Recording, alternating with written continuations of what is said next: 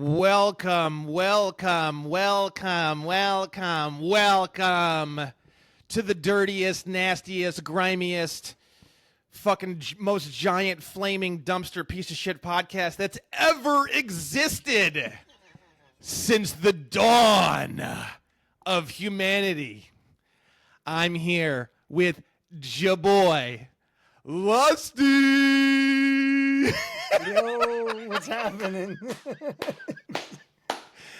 God, I don't know. I think I'm going to open up a new tab. I don't think you and I have done a show in a long time.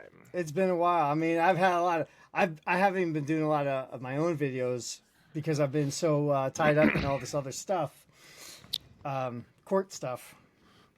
The last time myself and the Lusty Man had a show was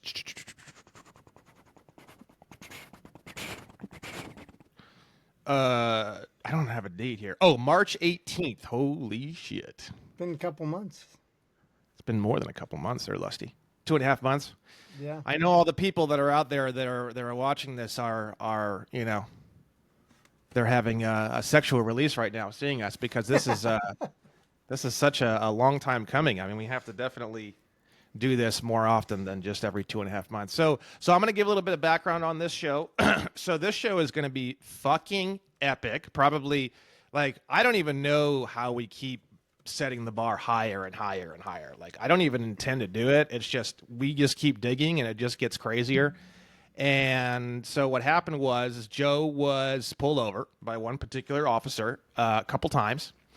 And the second time this officer pulled him over, he decided that he knew what was best, and he impounded Mr. Lusty's vehicle. No, and he stole it. And this is a story that we're going to tell of how that particular officer lived to regret his decision of what he had done to poor Mr. Lusty here. And so there was a court case. And what I want to do is, it's a very epic story, something like a Roman gladiator movie type level. So what I want to do is I'm going to give Lusty the floor here, and I'm going to let him walk us through the entire process. Probably like what I'd like to do is start with the first time you got pulled over, then talk about the second time you got pulled over, and then we'll get into the court case. And then I may stop you and ask questions and stuff as we go. Does that sound good? Yeah. Sounds good. So first it. time I got pulled over because I had snow in my car. And apparently You evil fuck. They should have just fucking opened fire on your bitch ass. Anyways, continue. Yeah, right. Oh my God. It's the honest car. Open fire. But get the AR. I know, right? I mean, there is a valid point. If there's too much snow in the car, it could cause a problem. Whatever. So anyway, that's felony. That's a felony. reason. Anyways, let's keep going. Yeah. So I got pulled over for that. The cop was very confused by the information I gave him. I gave him my insurance bond because he asked for my insurance. So I gave him my bond, which I don't have on hand right now. Oh, right. Well, this is a canceled one. It didn't print out the way I wanted it to, so I canceled it. But nice bond. You gave him that one? No, I gave him a different one, which I don't know where it is. I'll find it. It's probably You're self-insured. You're self-insured. Yes, I'm self-insured. Yeah. This is basically, these bonds are evidence of financial responsibility, which is all you really actually need.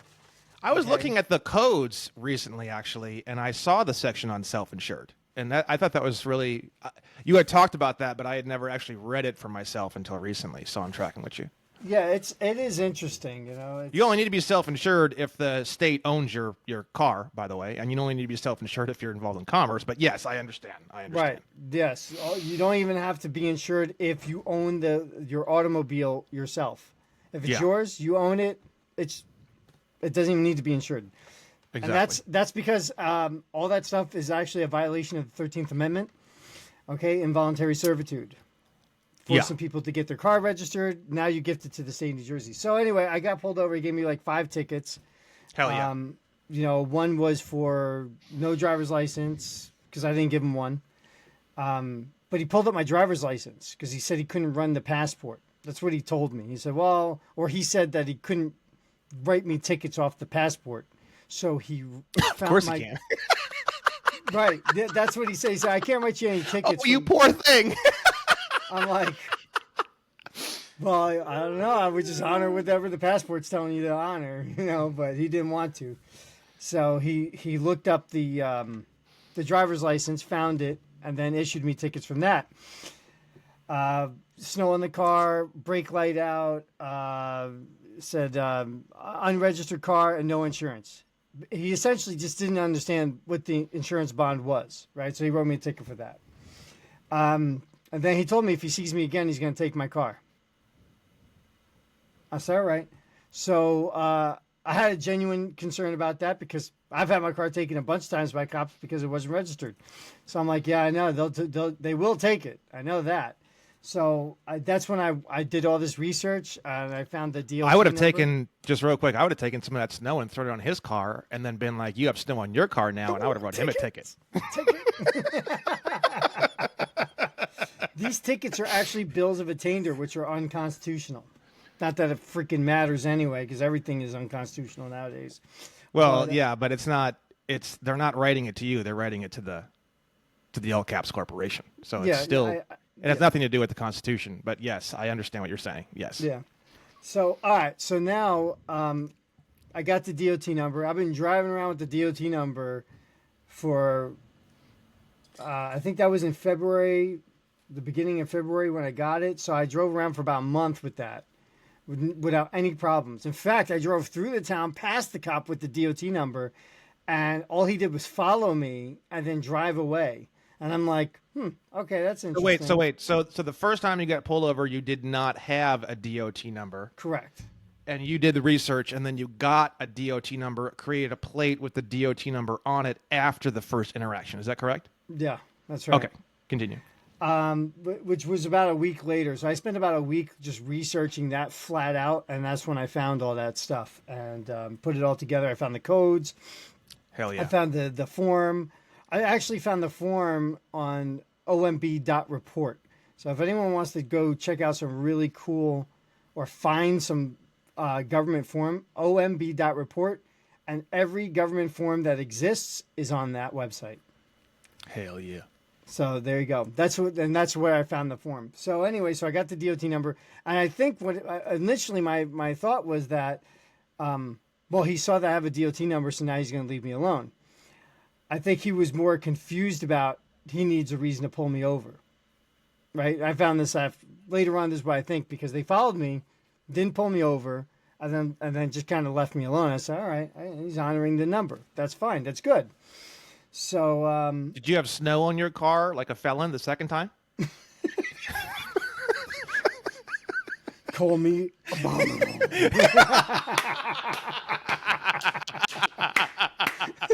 Call me the abominable snowman on wheels, motherfucker. See this? You see? Snow cannon. Boom!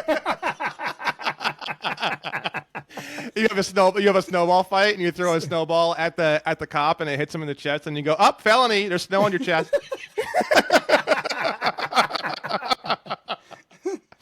Anyway, sorry. It's just too good. It's just too good to pass up. So, go ahead and I mean, I'm telling you, I had tons of encounters with cops in like that month and a half or 2 months that I had that number without anyone bothering me. I even found it's listed on the New Jersey State Police website. So I was like, oh, that's interesting. So I took that. I had the company snapshot for the DOT number, and I had all that stuff. So one night I'm driving home. It must be 11 o'clock at night, and there's a car coming behind me like this, like, and I'm like, oh my God, this guy's gonna hit me or something, right? But it was the cop, because all of a sudden the lights came on. I said, I bet you it's the same guy, and sure enough, it was the same guy, and so he said he's like, oh, license and registration. I'm like, are we gonna do this again? He's like, he goes, I told you if I saw you again, I'm taking your car. And I said, but I didn't realize seeing me was a crime. Right? So he basically, look, they lined up like they were going to shoot me if I didn't get out of the car. So I got out of the car. Right? This is after about 20 minutes, though. Now explain that. Like they position themselves like 45 degrees out of your line of vision, or both of them together, or something like in a 45 degree out of my line of vision.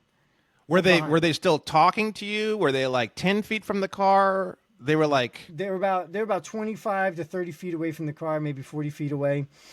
And they weren't talking to you at that point. They were just repositioning, and it just like freaked you out.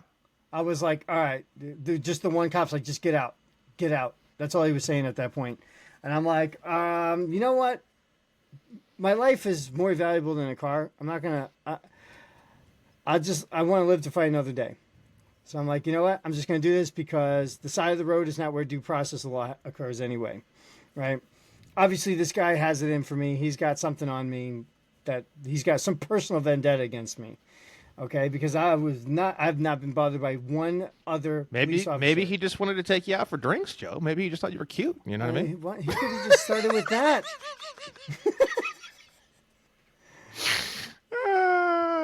All right, so at that point you're like, fuck. You felt the tension in the air, and you were like, all right, this is getting crazy. And I'm like, this is too much. I'm just gonna go.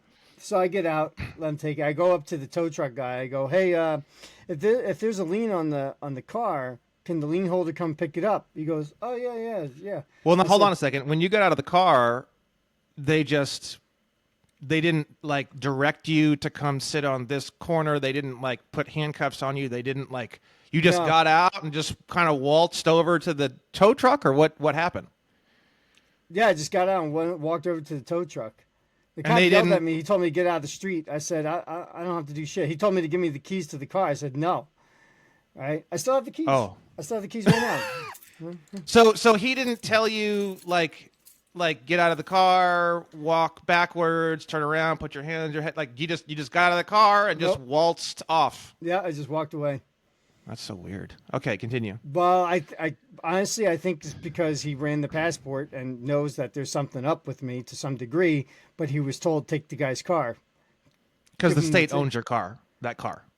That's why. Well, I'm assuming. Yeah, and if it was registered in the past, then the state owns it. So it was registered in the past. Once upon the cop. So I went to the police station the next day, and the cop told me that car had not been registered since 2012 or 2013 or something like that. Or I think he said 2015. He was like, the last time this car was registered was in 2015.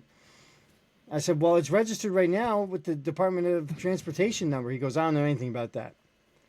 So he basically refused to help me out. So, So let's go back to, you were talking to the tow truck driver about the lien. Sorry, I was just trying to make sure I didn't continue from there. So I asked the guy, I said, if the lien holder, can he come pick it up? He goes, yeah, sure. I go, well, that's me. And the tow truck guy goes, I'm just doing what they're telling me to do. I'm just doing what they're telling me to do. I'm like, so you're just following orders, right? He goes, yes, I'm just following orders. I said, okay, all right. Nuremberg trials. All right. That's how I feel about it. If anyone's not familiar with the Nuremberg trials, that was when all the Nazi soldiers pled that they were just following orders when they started, committing genocide because they were following orders. That's the Nuremberg trials. So I know a lot of people don't know that reference, but it's an important thing to remember, that those guys were like, please don't hurt me. Don't get me in trouble. I was just following orders. But they killed lots of people by just following orders. So it was a bunch of crap. So anyway, my court date was set like 2 months later, which was about a week and a half ago, almost 2 weeks ago. So I went in there. Now let me show you. I said, okay, well, one thing is I got the law on my side. I have case law on my side, and I'm also a national, right? I'm a national. This is my affidavit saying that I'm a national. Okay. I have. Well, now hold on a second. Oh, you were telling the cop. You were telling. Who were you telling? I want to go in like a timeline. I want you to tell the story up to that point. Okay, so that's the end of the second interaction with the cop, right? Right. He took the car. I went home. I said, Then all right. you went into the court and you tried to move the court date up because you were trying to get your car back. And then they gave you like a pretty. It seemed to me like it was a pretty quick court date. It was like 28 days later or something like that, right? Yeah, it was like 2 months later actually, or a month and a half later. Okay, so a month and a half later. Now during this time period between the second interaction when your car was stolen and the court case, you were like nose to the fucking grindstone. I couldn't even hardly get a hold of you. You were off the map entirely. You weren't really doing a whole lot of videos. You were just buried in getting prepared for this particular court case because you were expecting it to go to some kind of like a trial or something, correct? Right. Okay. Yeah. Now, fast forward a month and a half. Lusty's got a stack of fucking papers that would make, the Lord proud right there. Okay. I mean, this is what I put together for my court case. In fact, not everything is even in here. I put more stuff together. I said, I think this is enough. I think a small book's good enough. So then you went into the court. Now, did you file those documents in the court record before your court date or on the court date as you were walking into the courtroom, or when did you file those documents? I sent in a few things beforehand. I sent in my affidavit of status, citing that I'm a national, and I sent in an affidavit of facts regarding the incidents. That's okay. That's what I sent in, and then I sent in a couple of things about the right to travel and some of the codes that I had been following. So, as an explanation that went along with the affidavit of facts, right? So that's what I brought in. They basically told me, because I called them like a week later or a few days later, and I asked if they ever received it, and the woman said, "Oh yeah, we got the stuff that you sent in. The judge will not be looking at that until the day of the case." I said, "Oh, that's interesting. Okay, whatever. I don't know. He's got things to do. I get it. All right, fine, whatever." Well, that might just be standard procedure, just in general. I don't know. Yeah, it could be. I don't know. I think every court does things a little differently, but okay. So I think that's just the way they operate. So, all right, fine. I said, okay, that'll be interesting. So I come day of trial. I put together a whole packet of different case law, codes, the picture of the back of my car with the DOT number on there and the plate, and some other stuff, New Jersey statutes, Code of Federal Regulations, all kinds of stuff. I put all this together. If you want, I can show you the exhibits list that I put together.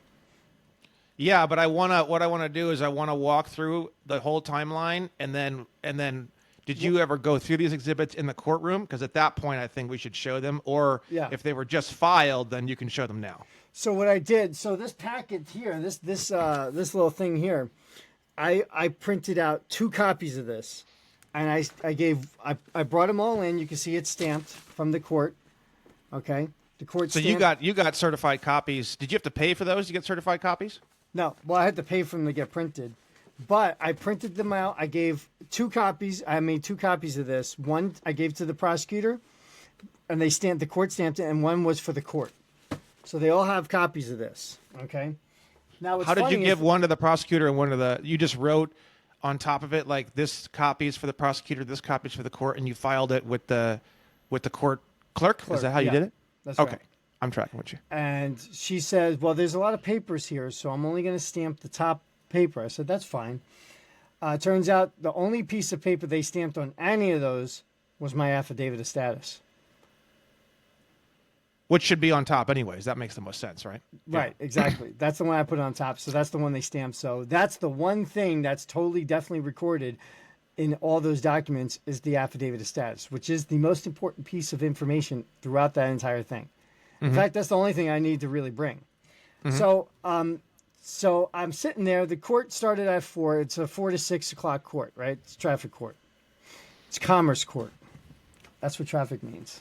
All right. So about 4:30, the judge calls me up. Oh wow, he calls me up early. I was surprised. So I go up there in my folder. And he goes, "Oh, it says you want to have a trial." I said, "Yeah, sure, I'll do that." He goes, "All right. Do you have an attorney?" I said, "No." He goes, "Well, you're looking at incarceration." I said, "Really? For what?" And he goes, I'll find out. I'll get back to you on that." I said, "Okay." So go have a seat. So about 15 minutes, and when I turned around, everyone in the courtroom was like this. Like, they're like, "Oh, this dude's going to jail." So I go sit down. He calls me back up 15 minutes later. He says, "Yeah, you're looking at mandatory jail time." I said, "For what?" He goes, "For the insurance. No insurance charge." Right? I'm like, "Oh, okay." He goes, "You want to get an attorney?" I said, "No." He goes, "Well, you're going to be leaving in handcuffs tonight. You should get an attorney." I'm like, now, mind you, he just said, "I'm going to be leaving in handcuffs tonight." He prejudged the trial, and he threatened me. So now I'm under threatened arrest. And the judge already made a decision about the trial before we've had one. So we got those three little factors right there in play. I said, "No, I think I got this myself." He goes, "I'm just telling you, you're not going home tonight." I said, "Okay." I sit back down. I'm like, "Great. I just got threatened by the judge." You're probably pretty nervous at this point, shaking in your boots, fucking sweating. Oh right? yeah. Oh hell yeah. I was definitely nervous, you know. I'm like, crap, man, crap. I can't go to jail, you know. I got children, you know, and first of all, I had insurance. Which was actually something I overlooked. I didn't bring it. So I should have brought the insurance bond, which I didn't do for some reason. I didn't think of it. I figured that all the other stuff I had would be enough. All right, so there's that. So then, now court goes from 4 to 6. They call me up at 6 when the courtroom is empty and there's nobody left in there. Now that makes more sense. Okay, no one's in there. It is empty. It's just the two bailiffs. Yeah, that's right. Two bailiffs, the cop, the prosecutor. Before the cop and prosecutor came out, okay, because they went and I saw the cop come in about 5 o'clock. And he goes into the prosecutor's office and sat in there for an hour with her alone. When they came out, I mean, they look like the kids in the Sandlot after they go on the roller coasters after swallowing all the chewing tobacco. That's what they came out looking like. They're like, "Oh." They sat in there for an hour, probably going through all of the documents I gave them and could not figure out what the hell to do with me because I covered every aspect of this thing in every way possible. So really they had nothing. So at this point would be a good point to show the exhibits if you didn't show them during the case. So this would be a good point, I think, to go through the exhibits because this so is I'm like gonna share my screen here. Hold on. Okay. Share. Lusty. I mean, they came out, and I was surprised because the cop came walking in like, "Oh yeah, we're gonna take this guy down," and then they come out like that. That's so funny. Yeah. The fucking Lustinator coming in there. It's not letting me share. How do I do this? If you go to share, and then it's gonna say screen. And then it's going to pop up, and then you're going to go to entire screen. There we go. I got it. Okay, so here's the exhibits list. Okay, all exhibits. Hold on 1 second. There we go. Sure. Now it's there's a lot, by the way. This is 5 pages of just the exhibits list, not the exhibits, the list of exhibits, with all the pertinent pieces of each exhibit. Okay. All exhibits required a review or self-authenticating per New Jersey Rules of Evidence 902E. Each state has a Rules of Evidence, and it's usually right around there somewhere. So you can type in your state Rules of Evidence and go read that. But the first one is Exhibit A. Now, I tried to get court cases that were relatively new. These are all Supreme Court cases. It says, decided with the right to travel on all public highways without being subject to any licensing and permitting fees related to the exercise of that right while engaged in the transportation of tribal goods. Now, this was about some goods. Interesting. Well, that's because it was a tribe that they went to court. Yeah. right? Washington State Department of Licensing versus Cougar Den. This was a tribe, but Ooh, Cougar Den. That sounds like a place I'd go to. yeah, I know. Cougars. Cougars. Oh God. All right. So that's one. So these are just the little excerpts of it, right? So this is 16D Corpus Juris Secundum, Hell right? yeah. Constitutional law. This is an amalgamation. Like Corpus Juris Secundum is an amalgamation of case law made into law. So it's section 2125. All right. The right to travel is a fundamental right and a part of liberty of which a person cannot be deprived without due process of law. Okay. And then there's this one. Registering automobiles at a cost varying according to horsepower for the driver to obtain a license, and that non-residents to have a limited use of the highways without cost. Right there. It tells you right there. Are you a non-resident? You're a non-resident. You can use the highway without cost. They use the word driver there. I wonder what the year is on that. I wonder what year that is because they use the word driver there. Yeah, I forget the year. Well, I got it right here. I'll tell you right now. Give me a minute. Because sometimes, it's like they don't know. 1915. Okay, that makes sense. It That makes sense. That makes sense. All right. That's why it gets so complicated because some of these older cases, they use some of these words that were later redefined. Right. So, there's a tremendous amount of stuff about the right to travel, the right to use your private automobile on the roads, right? That you don't need any of this stuff. And, I went through all of these exhibits, okay? There's tons of them, okay? Where definitions for terms are not given in the state constitution, the court's primary task in construing the terms in a constitutional amendment is to ascertain and give effect to the intent of those who adopted the amendment. Now, this is driver versus traveler without obfuscation. That was my intention behind putting that one in there. There's a difference between a driver and a traveler. We don't want to get those terms confused. You see, they don't do that in any of the state statutes. They don't distinguish the difference, and this is part of the problem that we have. And of course, this is done purposely, right? Because they have to give you your right to travel. All right, everyone has a right to travel. The modern way of traveling is in a car. And just for people who, for some reason, maybe aren't aware of this fact, because maybe they're fairly new to all this. You have the driver's license, which puts you into commerce as a driver, and then you have the MSO, MCO of the vehicle, the ownership of the vehicle. What you don't realize is that there's actually a birth certificate for the vehicle. That's the superior title to the vehicle. You send that into the state when the vehicle is first registered, and then they give you a certificate of title, the pink slip. Everyone's used to that. The pink slip means that you have the right to use the automobile in commerce, but you don't actually own it.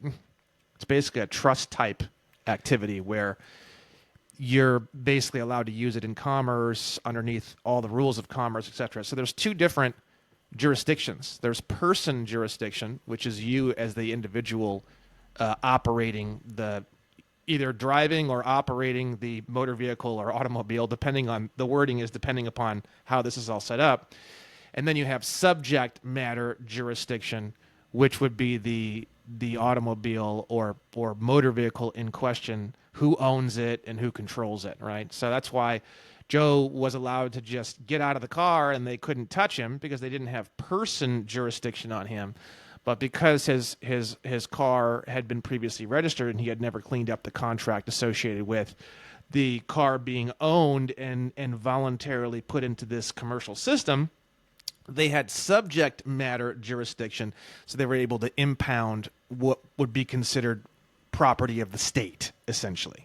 Right. I hope that makes sense. I'm trying to just give a very, very brief overview of how that works, so that way people can hopefully understand it a little bit better. I don't want to get into it too much right now because I just want to move forward. So there we go. But just to make things simple, a driver is an occupation.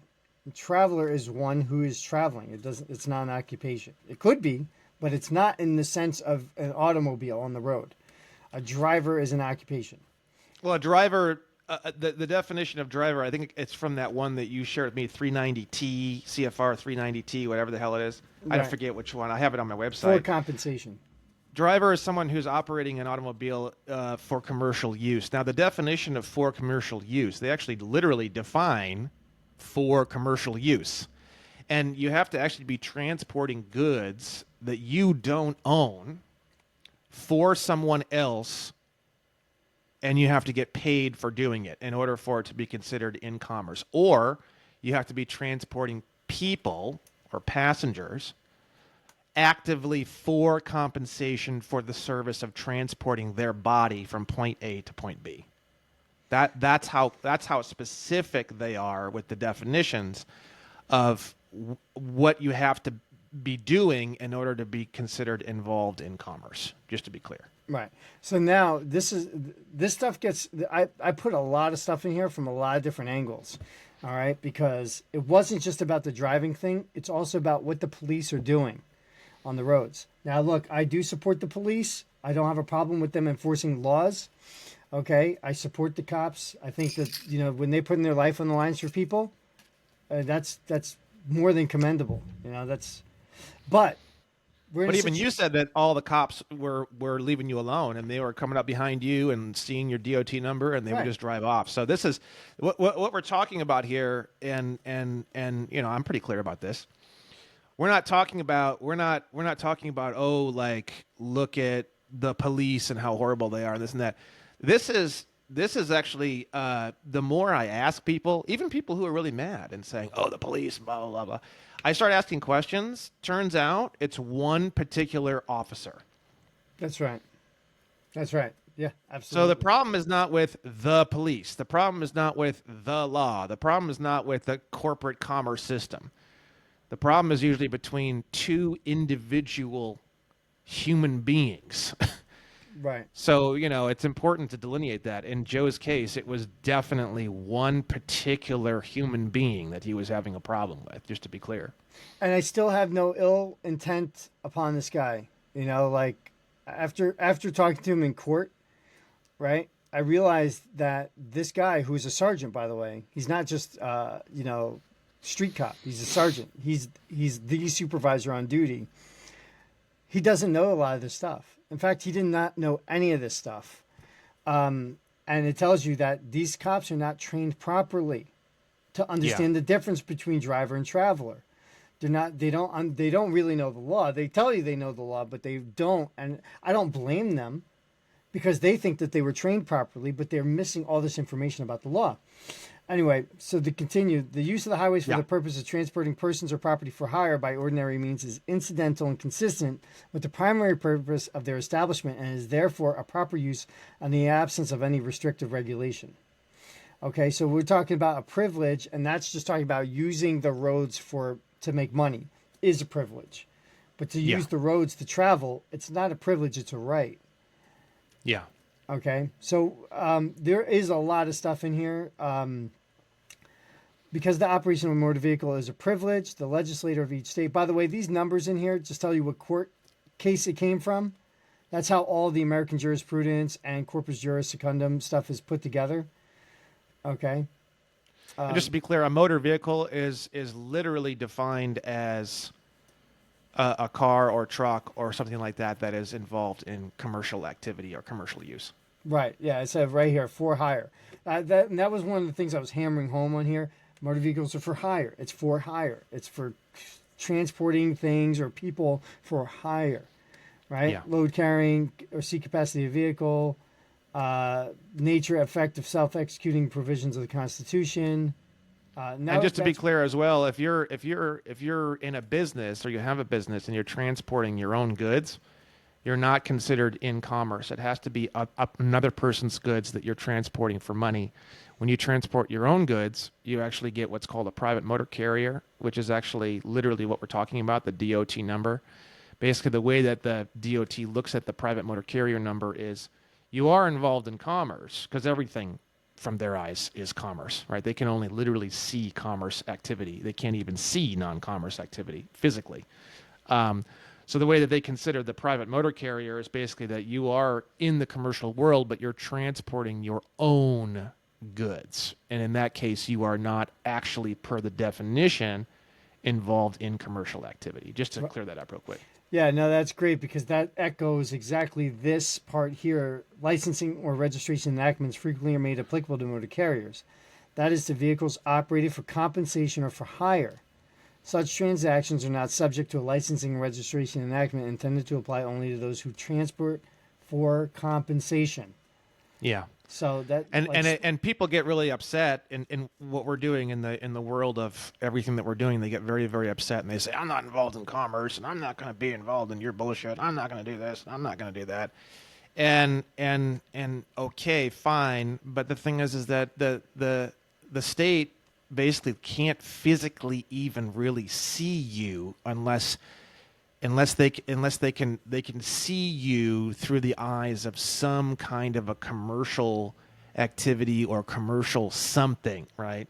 And that's why the private motor carrier is they are still looking at you as involved in commerce, but they look at like for example, if you create a trust and it's your name in all capital letters like I've done, you just say that this trust, which is my name in all capital letters, it has this DOT number, but it's a private motor carrier DOT number, and so you're saying that you're basically operating in commerce, but you're only transporting your own goods, and you're not transporting your own goods for compensation, and that's basically the loop. That's how you work both ends of the angle, because it's like, they can't see you unless you're involved in commerce, but the definition of commercial use is you have to be transporting someone else's goods for compensation. So that sweet spot right in the middle, and what Joe and I are doing and what a lot of people are doing and what we teach,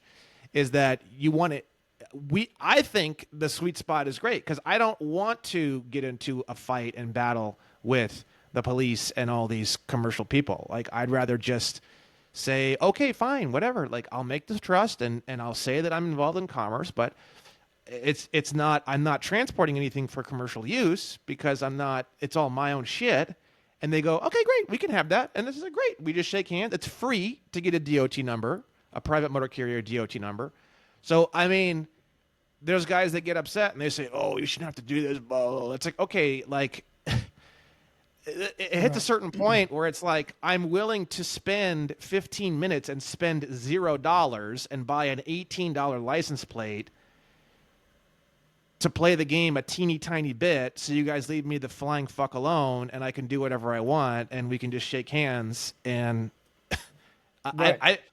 so if people want to get mad about that and get all fucking upset about that, I'm sorry. Like, maybe you just shouldn't be involved in what we're doing or watch our videos, because that's not really, Anyways, continue with your exhibits. Well, one thing is your passengers are really technically your guests because you're not charging them anything to have them ride with you. So they're guests. They're guests in your automobile. Yeah. Or your private motor carrier. Okay. So this is another one. Constitutional law. This is corpus juris secundum, constitutional law. Other recognized fundamental rights for the purpose of equal protection analysis include the right to vote, the right of interstate travel, rights guaranteed by the First Amendment. Okay, Congress under Article 1, section can only regulate the occupation in interstate commerce and not travelers. So they can't regulate travelers, only commerce. Okay, interstate travel. The right of interstate travel is a basic fundamental right recognized and guaranteed by the United States Constitution and is virtually unqualified. Okay, the right to travel is constitutionally protected against private as well as public encroachment. Mm-hmm. Okay, remember these numbers are just case law. They come from case law. So I just leave them in there because that way it's not altered. Hold on one second, okay? Mm-hmm.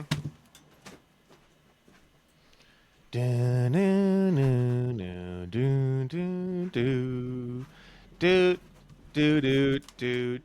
door blew open.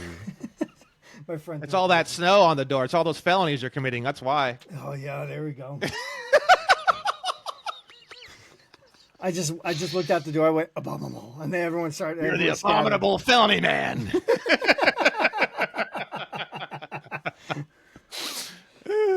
So I mean, look, the occasional. Okay, so now this is 49 CFR. All right, 390.3 F3. I've made a video about this one specifically. The occasional transportation of personal property by individuals not for compensation or in the furtherance of commercial enterprise. That is where the DOT number comes from. The private motor carrier DOT number. Exactly. Yeah. It's literally from that.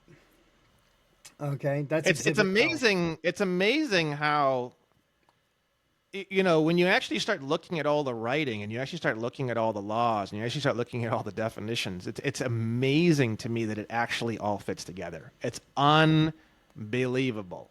Right. And I don't, you know, because it's just like you don't really experience that in the real world. But then that's why again, like, I think that the moral of this story that I would like to keep banging home with people who are watching these videos is, don't handle things on the side of the road. By the time you get into a courtroom, this is easy, man. This is so easy. I mean, obviously when the judge is threatening you and you have kids at home and he's telling you you're going to leave in handcuffs, it's pretty fucked. But at the end of the day, like the amount of power that you have on the side of the road is like zero, but the amount of power that you have in a courtroom is like infinite. So why would you fight a battle when you are at your weakest, when you can just move forward and do whatever it is that's being asked of you and live to fight another day, like Joe was saying. And then now you go into the courtroom where you're like the fucking Hulk and you can like smash everything to the fucking ground. Right. You know, so that's kind of like one of the morals of a lot of this, but go ahead and continue. All right, so I did put in the definition of motor vehicle in there from 18 U.S. Code 31, right? Oh, yeah. And then the definition of use for commercial purposes, I put that in there. Oh, that's it right there. So I'm going to read this out loud. This is the key to everything, okay? So definition, used for commercial purposes. Used for commercial purposes. The term used for commercial purposes means the carriage of persons or property for any fare, fee, rate, charge, or other consideration, or directly or indirectly in connection with any business or other undertaking intended for profit. It's pretty fucking specific. Yeah, and they're pretty thorough about it too. Not very vague. Yeah, I mean, like a lot of definitions in law, especially the big boy ones, like your definition of state or your definition of person, it gets a bit vague. This is pretty nailed down here. Yeah. So that's, I mean, look, there's a lot of stuff in here. I put things in here that we probably never talked about. Motor vehicle, you know, there's more stuff on that from the transportation thing. Title 49, unconstitutional laws, law that runs contrary to the constitutionally protected rights of individuals. Now, you see what I'm doing here? I'm putting in, like, laws citing that you have the right to travel, that this is a constitutional right. Then I'm putting in laws that say anything that's unconstitutional needs to be disregarded. All right. Well, the beauty of, just as a side note on this, the beauty of case law is that you're basically saying to the judge, look, your system produced these decisions. So the thing is that they're never going to negate these decisions because it was their system. So it's like you can actually you can actually twist a judge's arm pretty badly. You can say, now hold on a second.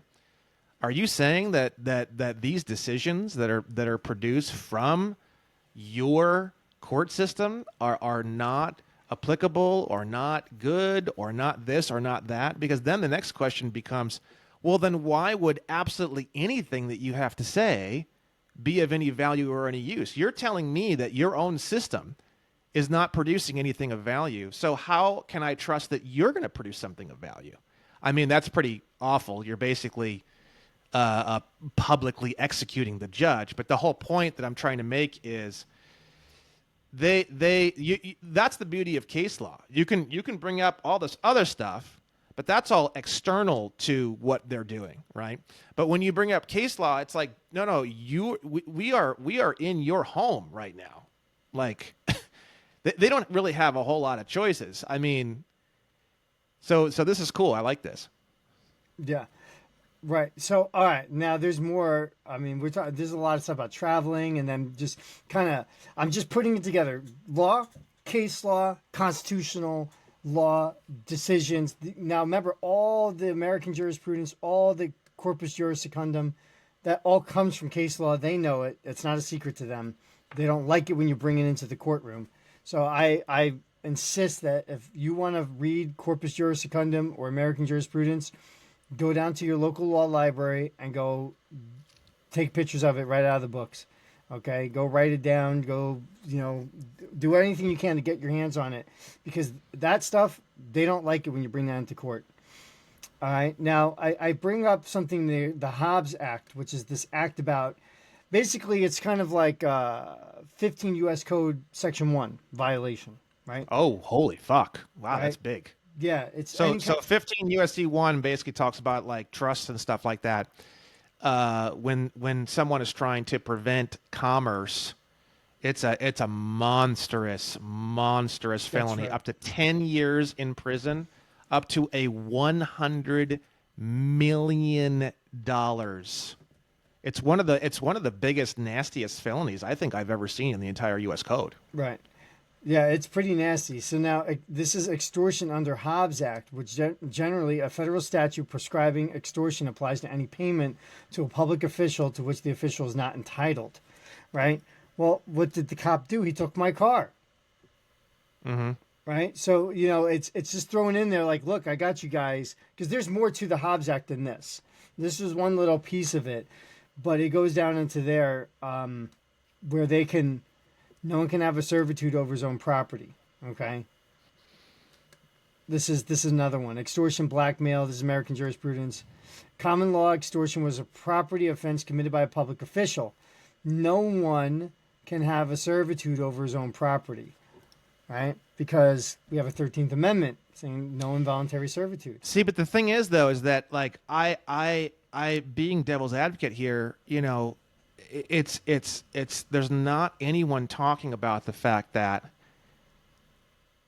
the way that the contract works, even though the contract itself is fraudulent, is that you basically donated your property to the state in order to willingly and voluntarily participate in this commercial world. And the way that they look at it is they're giving you this structure and the courts and everything else in exchange for in their head, they're like, we created this whole giant structure with all this crazy shit, and we're going to help you with all of the structure of all of this. And in exchange, you have to basically gift your vehicle and you have to pay a registration fee in order to be involved in this commercial activity, right? So it's like we're reading this and people are like, oh, yeah.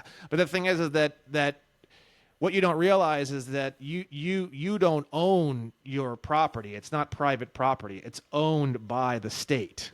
So there's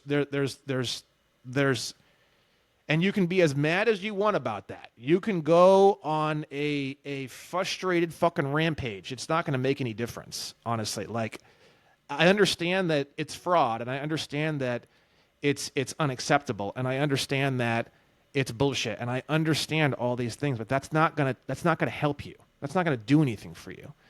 Taking the certificate of title of your vehicle, your motor vehicle, technically, and writing an affidavit and sending that certificate of title back into the Department of Motor Vehicles, letting them know, and I would send it to the state attorney general and the U.S. attorney general and let them know and put them on notice, stating that you're claiming this vehicle now.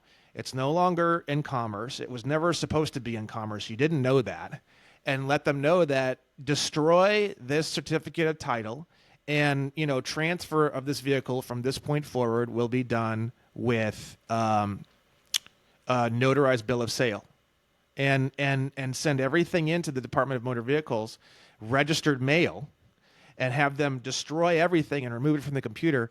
Now that changes the game. because now you're notifying them that this vehicle, I'm no longer involved in this weird commercial trust activity that you guys have me in, because I didn't understand and I voluntarily gifted superior title of the vehicle to you guys in exchange for this, like, to be involved in this commercial world and to have this structure that you guys built. I don't want to be involved in this contract anymore. I'm taking this vehicle and superior title back out of the commercial world, destroy all of this and remove it from the computer. See, now that changes everything, because now if you already had your passport sorted out, they don't have person jurisdiction, right? Once you do the second part, now they don't have any ownership over the vehicle. Now this case law makes sense. So, in my situation, I bought the car from someone privately. At the time when I bought it, it was registered in a different state. It was registered in, I forget what state, but some other state. Not New Jersey, not even a state nearby. It was a faraway state. So I didn't, at the time, I didn't even know it was ever registered in New Jersey. I only found that out after they took the car and then told me that it hadn't been registered since 2014 or 2015. And I said, well, that's really interesting. They don't see the other state registration. In my head, that's because my point is that the whole thing is bullshit, and I totally acknowledge that.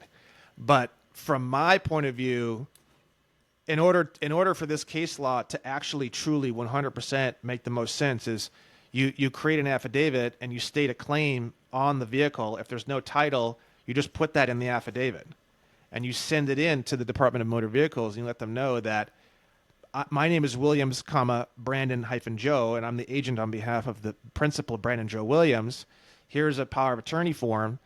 I want to let you know that this particular automobile, VIN number, blah blah blah blah blah blah blah, is not going to be involved in commerce anymore. I'm stating a claim on this vehicle, and please remove this vehicle from.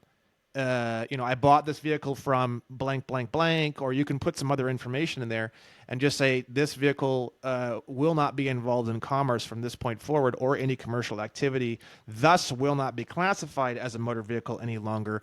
Please have the certificate of title of this vehicle destroyed, and then please remove this vehicle from your system as a motor vehicle, and then please send me a letter once this has been completed for my records. From this point forward, this vehicle will be transferred using notarized bill of sale. Get it notarized, get the affidavit notarized, and then send that information in to the Department of Motor Vehicles headquarters. That now in my head, being devil's advocate, now you can use this case law. But before you do that, you can't actually use this case law because you don't own the property. That's how I feel about it. Well, I'll tell you something interesting. From this court case, I learned some very, very interesting information from the judge because of what he said to me. One, you don't need to do any of that stuff. I mean, it sounds great, and it probably would help to some degree, but it doesn't even matter. And I'll tell you why. So I went through all these exhibits. This is the one showing my DOT number with the code that says that I'm exempt. Right? Here's the New Jersey admin code now the New Jersey admin code 13, not that one. There's another. It's admin code 13, which is the adoption and incorporation of federal motor carrier safety regulations. That's important. That means New Jersey adopted this code. It's in there. It's part of New Jersey statutes now. This New Jersey code says flat out, if you own the car, you don't need insurance. Right? Here's the company snapshot. Right? That was that. That's what's the definition of own, though? That's the part that I just. Well, right. I mean? Well, I don't want to get hung up on that because that's neither here or there. I know the registration, all that crap, and the title, and I'm like, the definition of own is like one of the most complicated definitions in all of law, in my opinion. Like how do you know what I mean? Like it's so convoluted. Right. Well, all right. So those were all my exhibits, right? I even put the New Jersey State Police, Federal Motor Carrier Safety Regulations Adoption screenshot from their website. I put that in there too. And then I also put my 2-page affidavit from Department Exhibits of State. grand total 143 pages. That's right. Yeah. You paper terrorist. Do you feel terrorized by my pieces of paper? Terrorized. Yeah, they did feel terrorized by your fucking 143 pages. They did feel terrorized. They did feel terrorized. I'll be honest. From my viewpoint, this is what you're supposed to do. You go to court. You bring in all your information. If they feel terrorized by that, I say, well, why'd you terrorize me on the street? You know. But okay, so I presented all that. So then let's go back to the story, because the story is epic. Okay. So you were watching the prosecutor and these people come out of the private room after 1 hour. Let's start from that point. Yeah, the cop and the prosecutor came out of the court, or out of her office, after an hour alone in there. They came out looking like they just hauled rocks for 10 hours, right? Like they just looked so beat up. I'm like, is that for me, or is that maybe that's just how they are? I don't know. But then they call me up. I go up, I sit down, and I look over. The cop's red-faced. He's red-faced. He's doing this. He's like... The cop was in the room with the prosecutor and the judge in the private room for 1 hour? The prosecutor and the cop. The judge kept leaving, and I just assume, I don't know for sure if he was going in that room, but I would suspect he probably did. Oh, it was the cop and the prosecutor that were in the private room for an hour. Oh, shit. That's okay. right. Okay. Continue. Right. It sounds like they're conspiring. How do we get this guy? Let's rehearse some things. So the prosecutor asked the cop some basic questions. How long have you been a cop for? 11 years. Where'd you get trained? You got trained at this police academy. Okay. What happened on that night? And the cop told his story. And he said, this guy gave me paperwork and I just could not understand it. He said it was weird and I never saw paperwork like this before. I gave him my passport. I gave him the company snapshot. And I gave him the insurance bond. He was confused by that. That's what you should have. Yeah, that's great. That's what I gave him, and he was confused by it. He flat out said that. So then after those questions, the judge turned to me and said, would you like to ask the cop any questions? So I said, yes. So on the tickets, I think I have them. He gave me each ticket. There we go. Look at that, boy. That looks fun. Oh, yeah, these are all the tickets. Oh, there's more. So there you go. Those are some beautiful on each bonds ticket, you got there's there. an offense, and then it has the New Jersey statute that was broken. And because he told me that he knew all this about the law and stuff like that, I went through and I said, okay, can you tell me what Title 39 3-38 is about? Oh, I don't know what that one's about. Okay. You know what this one's about? I read each one to him, and I read all the statutes to him. Each ticket, I read to him. Which code? Do you know the code? Do you know what that pertains to? He does not know any of it. So I proved right there, the cop is writing tickets, but he doesn't even know the law. He's just saying he knows the law. Somebody knows the law for him, probably the computer, where he's typing in what offense he thinks I'm committing, and then it prints out the code, right? When I read some of those didn't have any, there was no charge. There was no violation of anything. Like one he wrote fictitious plates, but when I read the code, it just said that New Jersey can charge a $4.50 fee for vanity plates. That's all it was. I said, there's not even a crime here. What the heck? This is so bizarre. So he's just making up stuff, right? He's making up stuff, and the computer's giving him something that could kind of reflect whatever he's typing in. That's what I think is going on with the computer in the cop car. So he doesn't know any of that stuff. I go through my exhibits list, right? And then the judge kind of like, he's like this, like, I said, so I'd like to make a motion to dismiss failure to state a claim for which relief can be granted. And what that means is when you make a motion to dismiss failure to state a claim for which relief can be granted. That means that any kind of claim that is being put onto someone, there's got to be some kind of remedy for. And if there is no remedy for that, like a legal remedy, the only thing they can do is dismiss it instead as the only remedy left. Because the sole purpose of all of law is the settling of disputes. And once that purpose comes to an impasse, then the actual purpose for the existence of the court case or courtroom to begin with thus ends. Right. So what I did was I presented the fact that I have a constitutionally protected right to travel. Number two, I proved that what the officer did was in violation of his own oath and what he's supposed to be upholding. Three, I proved that the judge and the court has to uphold my constitutionally protected rights. All right. And anything that does violate the Constitution in any way whatsoever needs to be disregarded. And whatever. I also proved that I had no willful intent, which means I had no intention of harming or hurting anybody by my actions. Okay.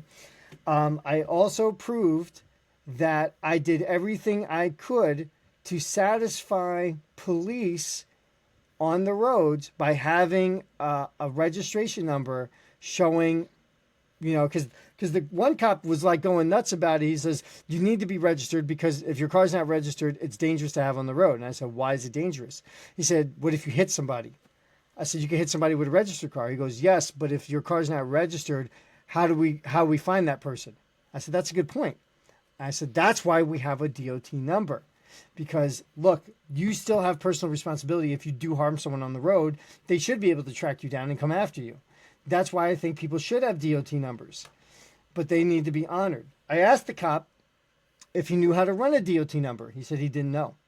Now, all this, you're saying, speaking to the cop, you're referring to the same cop, the sergeant that was on the... Okay. Good. Right, it's the same cop. And so I asked him if he knew what a DOT number was. He did not know. I asked him if he knew how to run a DOT number. He said he didn't. Which is funny because on the night of, he said he ran the number and it would belong to a business, which is not true. It's my trust. It's under my trust. So that was a lie that he told me that night. But then in the courtroom, he said he didn't know how to run a DOT number. Okay. He also told me he did not know or was not familiar at all with Title 13 of the New Jersey Administrative Code, which is the New Jersey's adoption of the Federal Motor Carrier Safety Regulations. Yeah. I said, well, look at that. That's very interesting. I said, that's where and I told them flat out, I said, well, that's interesting because that's where New Jersey adopted the Federal Motor Carrier Safety Regulations, where the DOT number comes from. And, he's registration. What the stupidest thing about all this is the Department of Motor Vehicles is a subsection of the Department of Transportation. The Department of Transportation is the senior element to the Department of Motor Vehicles. People have this thing flipped upside down. They think that the Department of Motor Vehicles is senior to the Department of Transportation. Absolutely fucking not. Nope. The Department of Motor Vehicles is a sub-sector. Yep. They report up the command line to the Department of Transportation. Above the Department of Transportation is literally like the fucking White House and like the House and the Senate and like the judiciary committees and like Department of Transportation is one of the 15 departments. Above that, it doesn't go a whole lot farther above that. So it's so simple when you explain to people that because they go, oh, okay. So like the DOT number is actually a superior number anyways, just from the fucking command line, just from the structure. And by the way, there is, and this is in every single state. Every state honors other jurisdictions, and they honor all the. And I read that to the cop too. I said, "Did you know about this code? Because it's in the motor vehicle code," which he said he knew well. He swore in the courtroom that he knew the motor vehicle code of New Jersey very well. But then I asked him about that code. He didn't know anything about it. And it says non-residents are exempt from licensing and registration enactments. And so I made the motion to dismiss failure to state a claim for which relief can be granted. A second time. This is the first time, so I did that. Okay, first time. So I did, well, obviously I had to do a second time then, right? So he said motion denied, but never gave me a reason why. He just said motion denied. No, he said, I'm sorry. He said, well, this isn't a civil court.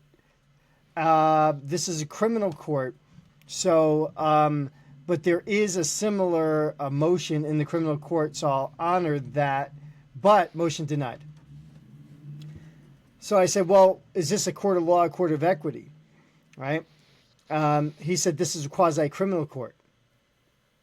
Now, he kind of threw me in for a loop there because I didn't expect that. I thought he would just say, he said, if you want equity, you have to go to a different court. He actually named the court, which I don't remember what it was, because I was surprised that he actually named the court for me to go to get equity. I was like, oh, snap. But he said, this is a quasi-criminal court.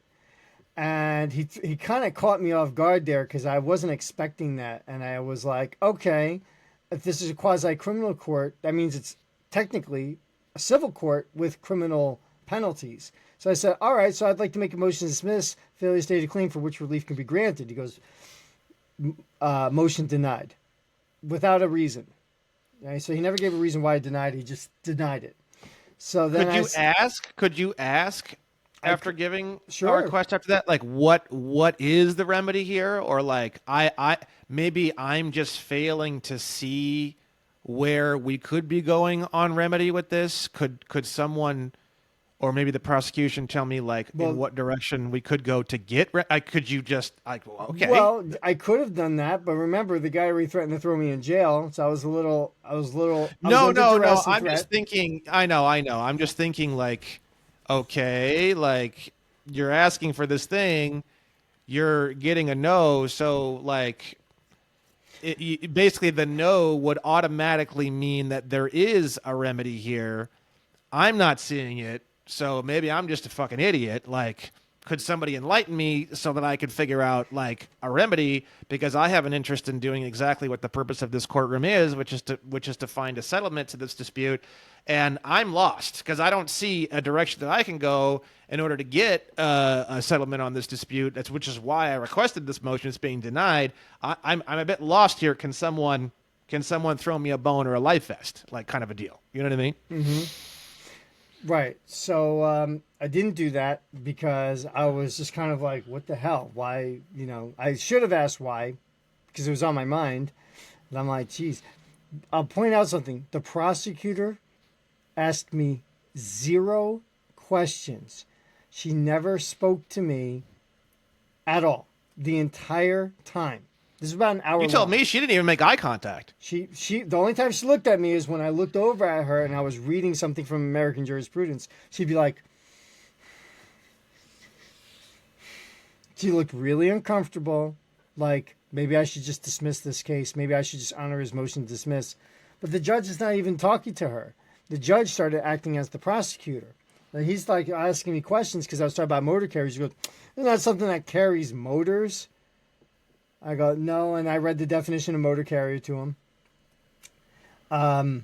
But he kept acting as the prosecutor throughout the case. So I said, all right, well, you know what? Motion to dismiss, lack of jurisdiction. He goes, like, the judge does this. He goes, we got jurisdiction. Motion denied. Just like that, right? Not even looking up, nothing. He looked down because he knew when I said that he did not have jurisdiction. And did you ask to clarify that one at all? Did you? No, I said, I'm glad you say that. Because, right on top, I said, I'm like, well, so this was the point when you pulled out the affidavit of status. Right. So I pulled out the affidavit. He says, motion denied. I said, well, that's interesting because I have this. I said, I declare under penalty of perjury in the laws of the United States of America, the foregoing is true and correct. As defined by the Immigration and Nationality Act, all U.S. citizens are U.S. nationals. The 14th Amendment to the Constitution states, and he goes, stop right there. Did you submit that into the court? I said, yes, I did. He goes, don't read that into the court record. All right, we'll keep it on as an exhibit, but don't read that into the record. I don't want that read into the record. Now, who wants to hear what the judge, who did read this because he knew what I was going to say, what he didn't want me to read into the record. I'm going to read it for y'all right now. Y'all. Yeah, let's read it. Well, I declare under penalty of perjury under the laws of the United States of America that the foregoing is true and correct. As defined by the Immigration and Nationality Act, all U.S. citizens are U.S. nationals. The 14th Amendment of the Constitution states, all persons born and naturalized in the United States and subject to the jurisdiction thereof are citizens of the United States and of the state wherein they reside. This amendment does not state that all persons born and naturalized in the United States are subject to the jurisdiction thereof. Rather, it states all persons born and naturalized in the United States and subject to the jurisdiction thereof. So I say, I, Joseph Michael Lustica, being of sound mind and lawful age, do solemnly declare that I'm a free man born in the land of New York. I'm not restricted by the 14th Amendment, as I have no obligation to a 14th Amendment allegiance or sovereignty, and owe no obedience to anyone under the 14th Amendment. Okay, and I say, it says, my mother was born in the land of New York. My father's unknown to me. And as such, I cannot make any claim of his birth and nationality, as neither can anyone else. And according to 8 U.S.C. 1408, nationals but not citizens of the United States, a person of unknown parentage found in outlying possession of the United States under the age of 5 will be a national but not a citizen of the United States. Okay? So it says, it clearly states that not knowing my fraternal parentage, I cannot make any claim of citizenship to the United States, but rather that I am a national. It says the United States being defined according to UCC 9-307, location of the debtor, location of the United States. The United States is located in the District of Columbia. I was neither born or have ever resided in the United States. I am therefore a non-resident and alien to the citizenship of the 14th Amendment. According to 26 U.S.C. 7701 B1b, non-resident alien. An individual is a non-resident alien if such individual is neither a citizen of the United States nor a resident of the United States. And that's the IRS's definition of the United States, which we all know what that is. District of Columbia. And then here's a key part here. It says, furthermore, I am not a resident of any state under the 14th Amendment, and hereby publicly disavow any contract, form, agreement, application, certificate, license, permit, or any other document that I or any other person may have signed expressly or by acquiescence that would bring me any privileges and thereby ascribe to me rights and duties under a substantive system of law other than that of the constitutional contract of 1787 for the United States of America and for the constitutions for the several states of the Union, exclusive of the 14th Amendment. And then I say, I've made the above determinations and this declaration under no duress, coercion, promise of reward or gain, no undue influence, and of my own free will, with no mental reservation, with no intent to evade any legal duty under the laws of the United States of America or any of the several states. And then I signed it. And got it notarized. That is glorious. You got it notarized. Beautiful. That's right. And I got the court stamped it. There you go. Which makes it evidence in court that the court accepted this. And no one's ever rebutted this. And then that's what the judge did not want me to read into the court record. And that is where, and that is what I learned from this whole thing, all this stuff, all this, nothing. Doesn't mean a damn thing. Because then the judge says, well, you buy gas. So because you buy gas, you're in commerce. And because you're in commerce, you're guilty on all charges. And then he rained judgment on me. I said, well, wait a second. That's not the same thing. He goes, it is. It is. It's commerce. So you're in commerce. I'm like, but driving and traveling it's about occupation. And then he didn't care. He just rained judgment, said I was guilty on all charges. And I got like a $4,000 fine I have to pay or something like that. It's $4,320. That's what I got to pay. Well, you can just turn that bad boy into a check and mail it back. But anyways, that's besides the point. Well, I'm gonna appeal it. Now, the part that I find very fascinating when we talked earlier is he originally told you you're going to be leaving in handcuffs. Once he rained judgment, the bailiff and the prosecutor and the court and the judge just stood up and just walked out of the courtroom like it was the end of the day. Let's go have some beers at the pub, or like how did it end? Well, pretty much. I stood up and I started to walk away, and I'm telling you, the prosecutor and the cop, they were still sitting there like this. They weren't like, all right, we won. No, nothing like that. They're like, And again, the reason why, no handcuffs either, by the way. yeah, and like the bailiff didn't even look at you, like it was just as if like just thank you for coming, have a nice day, kind of a deal, or what was? I left the building, and he came outside and said, "Oh, you got to go talk to the clerk before you leave." I said, "Oh, Who came out? Who came the out? bailiff." Oh, the bailiff. Okay. He came okay. out and said, "Oh, you got to talk to the clerk before you leave." I said, "But I'm doing an appeal." He goes, "Yeah, but you still have to at least make an arrangement with her." I said, "All right." So I went back in, and What does that mean? Make an arrangement. payment arrangement. They just want me to set up like some kind of payment thing Oh. because technically, as of the moment before I make the appeal, I still owe this, $4,000, right? But until then, once I make the appeal, all that stuff is put on stay. The judgment, and everything is put on stay, which means it has no effect until the appellant court makes a decision. How did you make a payment arrangement? What did you say? What did you say? She just said, she's like, we don't have an address for you. Where do we send this bill to? They genuinely don't, because on my driver's license it says rule-free delivery, non-domestic. They have no idea where I am. And then the only ID I ever gave them was my passport, which has no address Yeah. on there. Yeah. They have no record of where I live, so they were genuinely confused. So I gave them an address. I gave them my studio because that's the only place I take mail. Anyway, so I gave them the address. That was it. Then I left. Okay. And so they mailed you the bill of exchange or whatever, based off that. or I whatever. think that thing I just showed you is what they sent to me in the mail, which I got a couple days later. So hindsight is 2020. So when I hear all of this, I mean, I think in my head, first and foremost, like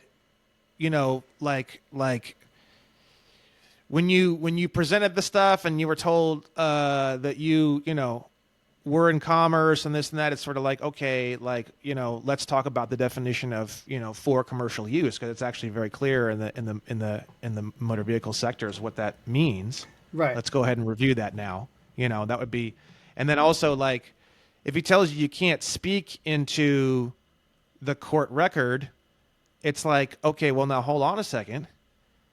I didn't realize that my rights were being abrogated in any way. Are you guys under the assumption that I waived my rights? I didn't take on an attorney. So, how is this Right. not a violation of 18 U.S.C. 242? Like, I just don't, I'm not tracking right now. Like, you say I can't talk.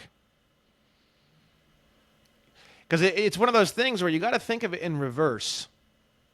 If you are told you can't talk, and you accept the fact that you can't talk, you basically just acquiesce to being a U.S. citizen. If you think about it. If you think about it in reverse. Yeah, I get your point on that, but he knows, and I mentioned several times in that court case that I was a national, not a citizen. Especially after he wouldn't let me read the affidavit. So there's two things I learned from this. One is start off with that. It doesn't matter. Don't ever talk about subject matter. Don't, because they don't care. That judge definitely did not care. He wanted to see the case go a certain way. That's why I'm appealing it, because I didn't get a trial from an impartial judge. Okay, this guy definitely wanted to see things go a certain way, and he made it go the way he wanted it to. Okay, that's not impartial. It's not. Mm-hmm. So that's the first thing. The other thing is, squeak it out any way you can. I declare independence of the laws of the United States of America, that I'm a national, not a citizen of the United States. Just shove it in there real quick. Oh, no, don't say that in here. Well, I did. That's in the travel.state.gov website, by the way. They tell you to say that in a court. Wow. So they tell you to do that. I mean, of course, they tell you, you do it in front of a judge or something like that. And, you're supposed to make that declaration in front of a judge. So I think that's really the solution, is just tell them I'm a national and not a citizen of the United States. I declare my intention to be a national, not a citizen. And that's it. You know, you just do it like that. But if I just stood behind that affidavit, like, this is it, dude. This is it. Okay? This is me. This is my status. Can you trump the facts inside this affidavit? Yeah. Now, Because this is the thing he was scared of. He was scared of yeah, this. taking that a step farther, from my point of view, if I was going to write an affidavit like that, I would say I would have a durable power of attorney, and I would say that myself as the agent on behalf of the principal is a national located without the United States as per 28 USC 1746 or whatever it is. But my client, the principal, is located within the United States at all times, and so you're creating a bit of a, because the thing is that in the courtroom they're not even talking to the agent, they're talking to the principal, right? So the thing is that, you know, you're actually there as a national, but you're the agent on behalf of the principal. The principal is a U.S. citizen, is a taxpayer, right? And what they're trying to do is they're trying to create bonds on the principal.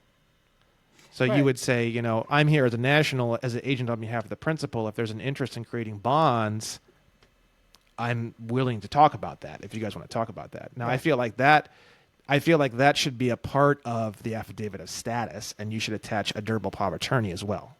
That's how I feel about it. Well, I know one guy, he's a secured party creditor. Whenever he goes to court, which is not often anymore, because they just leave him alone. But he goes in, he goes, that legal entity, he's guilty. He's guilty of everything. Have me sign the bond so we can all go home. But he's guilty. He'll just tell him, yeah, that person's guilty of it. And they go, oh, but are you that person? Hell no, I'm the secured party. Let me sign the bonds and we'll all go home. Yeah. And then they just let him go. That's what he does. Yeah. So Because the evidence that they use against you is you saying that you are the principal. bingo. Right. Exactly. Because the thing is that if you don't say you're the principal, then where does the burden of evidence fall? It falls on the prosecution. They have to prove that you're the principal. They have to prove your identity, unless you say it. Oh yeah, I'm the principal. Okay, great. Here's handcuffs. You know what I mean? Right. They literally just operate off of what you say. That's why just shutting the fuck up and not saying anything is so powerful, because then they have to prove all that shit, right? It's no different than even when you give them an ID, right? Even the passport has your name in all capital letters, so you got to be a little careful. It's like, oh, is this your identity? Like, well, it's a card that's attached to my identity. Oh, well, are you this person on the card? And that's a bit tough. That's a bit tough to answer. You know, it's a bit tough for me to answer, because the thing is that all they want to do is they want to, the only evidence they need is your own statement of facts or statement of truth, and they use that as the evidence to prosecute you. So my name is on all capital letters on this passport. So to be honest with you, I don't know if they're talking about the agent or the principal. I am the agent on behalf of the principal. I am a national. I am located at all times without the United States. But I operate financially. I operate on behalf of the principal in order to create bonds, and I have limited liability in commerce. One of the things I realized recently too is when you operate through the principal as the agent, you have limited liability in commerce, because Right. all Yes. corporations give you limited liability in commerce. So you're literally just saying, I'm here and I'm completely untouchable, and I'm just like playing with this thing that's in your guys' little world that you guys can do whatever you want. I brought a birth certificate, so if you guys want to tear it up or put it in a jail cell or whatever you want to do, go for it. Right. That's paid a really few the thing dollars they're for it. after. Yeah. So I paid a few dollars for it. You know what I mean? But the thing is that the real truth is that the principal doesn't exist in physical form. It's a fictitious legal entity, right? All you're doing when you bring the birth certificate in is you're just using the birth certificate as a way of creating some kind of a physical form to show it in the physical world. But the principal is not actually in the physical world. Right. Well, Right, exactly. So, like I said, like It's I learned. evidence. It's evidence in the physical world of the creation of the principle. So I did learn a couple things from this. One is subject matter. Don't even bother with it. It could be good as a backup to have, but just go in with the jurisdiction. Go in and fight it for jurisdiction because they have to prove it. And you gotta be a little bit belligerent, nicely belligerent about it, like belligerent in the sense of standing on that and not wavering from it, no matter what, you know, and just being like, hey, listen, has anyone trumped the facts in my affidavit saying that I'm a national? Has anyone been able to dispute that? Oh well, we have jurisdiction. How do you have jurisdiction over a national? Well, well, you committed these crimes. I didn't. No. Where? Can you show me? The only rebuttal I could see to a question like that is that you showed up here on general appearance. So essentially, you're willingly contracting with a commercial entity. Well, that's why you show up on special appearance. You tell them you do not volunteer to be there. You do not consent. Well, here's a question for you: If you're the agent on behalf of the principal, are you even like you're not there on special or general appearance? You're just there as the agent. Well, that mean, is special appearance. Are you? Is that right? Are you Right, sure about that? Well, because the principal's under their jurisdiction, but the agent is not. I mean, that almost sounds like a better choice than saying special appearance because special appearance is like fuck you, you know what I mean? But when you say I'm the agent on behalf of the principal, it's not very combative. You can also say I'm here in propria persona, which also removes jurisdiction from them, or sui juris. But then no, I know that, but then it's like, okay, so are you saying you're the principal? Like that's the question. Like being devil's advocate, being the judge. That's what I would be like. Oh, so you're the principal? Well, and then if the answer to that question is yes, you're fucked. Well, you give them jurisdiction. So you see what I'm saying? Here's what I want you to do. I want you to look up Black Law 6, in Black Law 6, the definition of kangaroo court. Does it have to be this? Yeah, because it's not in any earlier one. I have it right here. Let's see. Kangaroo court. Kangaroo. It's got something to do with Australia, probably. Yeah, it has to do with boomerangs and hopping around. Ooh, boomerangs. Oh, yeah. I mean, it kind of makes sense because, boomerangs were invented to hunt kangaroos. Are you serious? Yeah. But because people would, the guys that were hunting animals, right, they would throw like spears and arrows at them, but the kangaroos could just hop out of the way. So they're like, oh, crap, we got to figure out something to get these things because they're really good. They got good reflexes. They dodge arrows and spears. So someone came up with the idea of a boomerang because it would fly and then come back. So the kangaroo would jump out of the way and then get hit with it afterwards because they didn't expect it to come back. That's so funny. I had no idea. Kangaroo court, term descriptive of a sham legal proceeding in which a person's rights are totally disregarded and in which the result is a foregone conclusion because of the bias of the court or other tribunal. Bingo. And that's what I experienced was a kangaroo court because it did not matter if I was there on special appearance, sui juris, and propria persona. He's like, we have jurisdiction, never proved it, steamrolled the whole thing, didn't care about anything I said, ignored it, and then just said, well, you're guilty because you buy gas. Which was a presumption because I never said I did. I didn't tell him I buy gas, right? Now, I didn't say I don't buy gas either, right?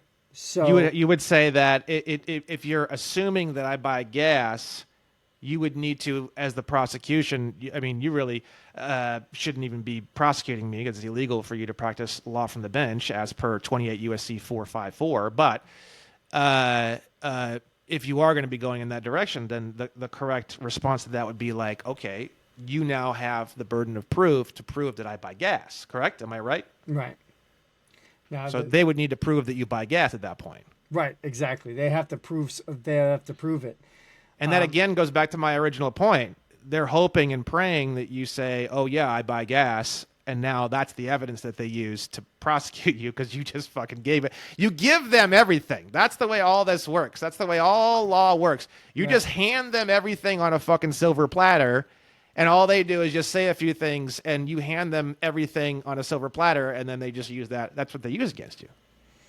Yeah. Well, I was very careful what I said, and the judge knew that I was being careful. He knew that he could squeak that one in there and then rain judgment real quick by trying to say I acquiesced to buying gas, making me in commerce, and then making me guilty.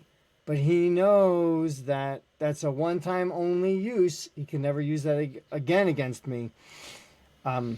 Because next time I would just say, do you have any proof of me buying gas? Do you have proof of me getting compensation for buying gas? Yeah, exactly. Right? So there's two. It's twofold now.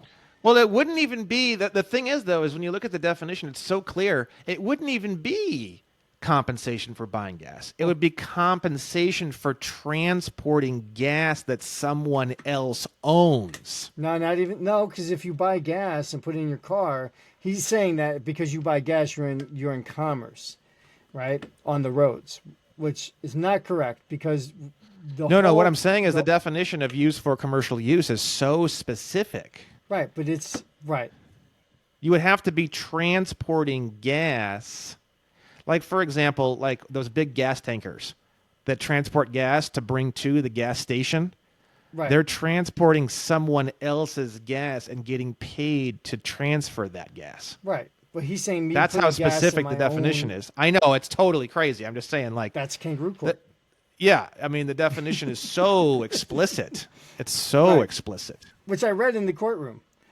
And I read all that stuff in the courtroom, and he just didn't care. So he was like, "Okay, well you buy gas, so you're in commerce, so you're guilty."